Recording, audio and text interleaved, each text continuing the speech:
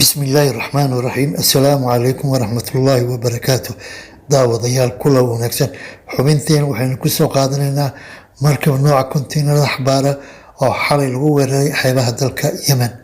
Hay-adda UK u qaabilsan arrimaha ammaanka badaha ee loo yaqaano Ambrey ayaa sheegtay in markab lagu weeraray meel 15 kiilomitir dhanka koonfur galbeed kaga toosan magaalada Moqa ee dalka Yemen. Markabka nooca kontiinarada xabaara oo laga leeyahay Faransiiska balse uu calanka dalka ama jasiiradda Malta ka dulbabanayay ayaa 3 qarax lagu weeraray iyadoo la rumaysan in gantaaladaasi ay ka soo dhacayeen gobolka Tis ee Yemen. Markabkaasi oo Faransiiska laga leeyahay ayaa waxaa ka dulbabanayay calanka jasiiradda Malta.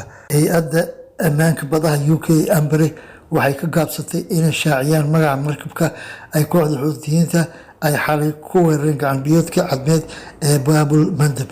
afayeen u hadlay waaxda difaaca Mareykanka The Pentagon oo la hadlay shabakadda wararka ee The War Zone waxa uu sheegay inay ka warhayaan weerarkaasi balse waa uu ka gaabsaday inuu faahfaahin dheeraad ka bixiyo.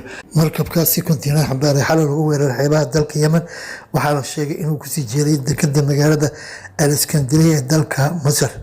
Si kastaba dagaalamayaasha kooxda Xuutiyiinta ee Iiraan taageerto ayaa waxay u muuqdaan haatan in ay ku guuleysteen inay maraakiibta u socdaalaysa Israa'iil ama kuwa kale xamuulka wada ay ka mamnuucaan inay maraan marinbiyoodka badda cas, taasi oo keentay in maraakiib fara badani ay ka wacdaan isticmaalka marinbiyoodka Baabul Mandab ee badda cas.